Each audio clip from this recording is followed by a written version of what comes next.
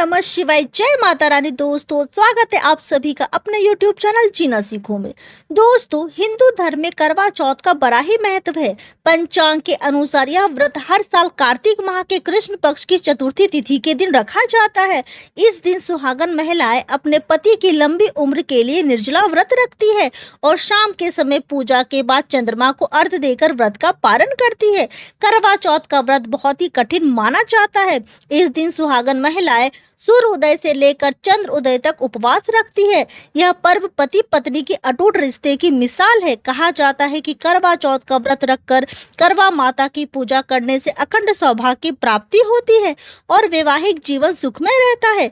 दोस्तों, आइए जानते हैं साल 2023 में करवा चौथ का व्रत कब और किस दिन रखा जाएगा। पूजा का शुभ मुहूर्त, कितने घंटों का होगा व्रत, चंद्र उदय का समय क्या होगा, जानेंगे करवा चौथ के सभी नियमों को और साथ ही जानेंगे इसके संपूर्ण पूजा विधि को।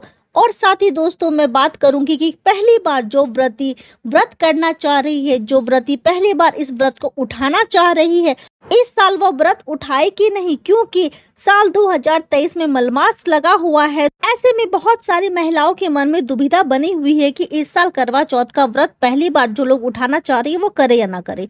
संपूर्ण जानकारी साझा करूंगी। अगर अभी तक आपने जीना सीखो चैनल को सब्सक्राइब नहीं किया तो सब्सक्राइब कर ले, क्योंकि हम आपके लिए आगे भी ऐसे ही ढेर सारी महत्वपूर्ण जानकारियां लाते रहेंगे। दोस्तों, इस साल 2023 कार्तिक मास के कृष्ण पक्ष की चतुर्थी तिथि की शुरुआत 31 अक्टूबर 2023 दिन मंगलवार को रात 9:30 पर हो रही है। यह तिथि अगले दिन 1 नवंबर 2023 को रात 9:19 तक रहेगी। ऐसे में उदय तिथि और चंद्रोदय के समय को देखते हुए करवा चौथ का व्रत 1 नवंबर 2023 दिन बुधवार को रखा जाएगा। वहीं 1 नवंबर को करवा चौथ वाले दिन चंद्र उदय का समय 8:26 पर होगा। वहीं इस दिन शाम 5:44 से 7:02 तक पूजा का शुभ मुहूर्त है। दोस्तों, 1 नवंबर को करवा चौथ के दिन सर्वसिद्धि और शिव योग का संयोग बन रहा है। इस दिन सर्वसिद्धि योग सुबह 6:33 से 2 नवंबर को सुबह 4:36 तक रहेगा। इसके अलावा 1 नवंबर की दोपहर 2:07 से शिव योग शुरू हो जाएगा। इन दोनों शुभ योग की वजह से इस साल करवा चौथ का महत्व और बढ़ गया है।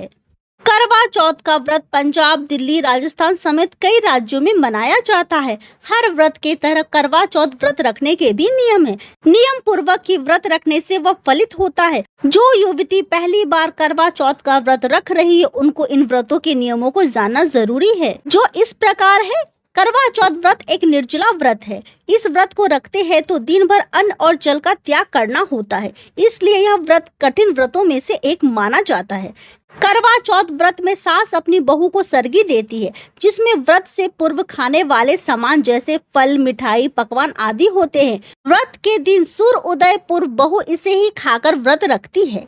करवा चौथ व्रत में भगवान शिव, माता पार्वती और गणेश जी की पूजा करते हैं। पूजा के लिए तीनों की मूर्तियां या तस्वीर रखी जाती है। इसी के साथ करवा माता की तस्वीर को भी रखकर उनकी भी पूजा की जाती है। शिव जी, गणेश जी और माता पार्वती की मूर्ति पीली मिट्टी से तैयार करते हैं, फिर इनकी पूजा होती है। माता पार्वती को श्रृंगार की पिटारी या सुहाग का सामान अर्पित करते हैं। पूजा के समय करवा चौथ व्रत कथा सुनते हैं। इस व्रत कथा को सुनने या पढ़ने से व्रत का फल प्राप्त होता है और व्रत का महत्व भी पता चलता है। पूजा के दौरान भगवान शिव और माता पार्वती से अखंड सौभाग्य के लिए आशीर्वाद लिया जाता है। पति की लंबी आयु की कामना की जाती है। पूजा के बाद थाली फेरने की रस्म होती है। बहू अपनी सास को पूजा और सुहाग की सामान एक थाली में रखकर देती है और पैर छूकर आशीर्वाद लेती है। रात में जब चांद निकलता है तो पति पत्नी को पानी पिलाकर व्रत को पूर्ण करते हैं। उसके बाद खाना खाते हैं। व्रत के दिन सात्विक भोजन करते हैं। व्रत के दिन एक दिन पूर्व से ही लहसुन, प्याज आदि का सेवन बंद रहता है। इस व्रत में श्रृंगार का महत्व होता है, इसलिए महिलाएं इसमें दुल्हन की तरह तैयार होती है और लाल जोड़े या साड़ी पहनती है। लाल रंग को सुहाग का प्रतीक मानते हैं। करवा चौथ पूजा विधि। करवा चौथ के दिन सूर्य उदय से पहले उठकर स्नान करें। इसके बाद मंदिर की साफ सफाई करके दीप जलाएं। फिर देवी देवताओं की पूजा अर्चना करें और निर्जला व्रत का संकल्प ले।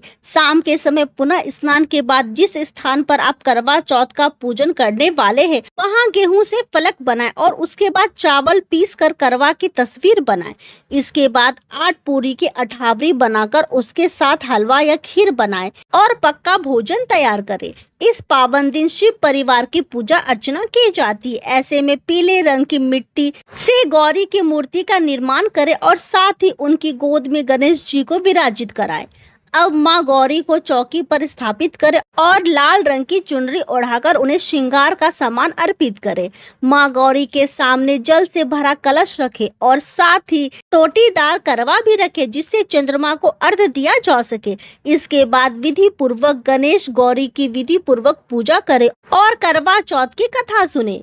कथा सुनने से पूर्व करवे पर रोली से एक साथिया बनाएं और करवे पर रोली से 13 बिंदियां लगाएं। कथा सुनते समय हाथ पर गेहूं या चावल के 13 दाने लेकर कथा सुने। पूजा करने के उपरांत चंद्रमा निकलते ही चंद्र दर्शन के उपरांत पति को छन्नी से देखें। इसके बाद पति के हाथों से पानी पीकर अपने व्रत का पारण करें। करवा चौथ के दिन पारण के लिए कहीं हलवा, पूरी और चूरमा तैयार किया जाता है, जबकि कहीं कहीं आलू की सब्जी और पूरी बनाई जाती है। वहीं कुछ जगहों पर इस दिन दाल के पड़े और कढ़ी भी पकाई जाती है। अब आइए दोस्तों बात करते हैं कि जो महिला पहली बार करवा चौथ का व्रत करना चाह रही है क्या वो कर सकती है, क्योंकि इस साल 2023 में मलमास अधिक मास लगा हुआ है। ऐसे में बहुत सारी महिलाएं, बहुत सारी व्रती दुविधा में है कि इस बार करवा चौथ का व्रत करे या ना करे।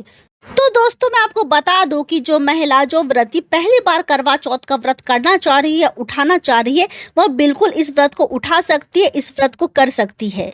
आप मन में कोई संशय, कोई दुविधा ना रखें, क्योंकि दोस्तों मलमास अधिक मास सावन के दौरान, सावन के महीने में लगा था।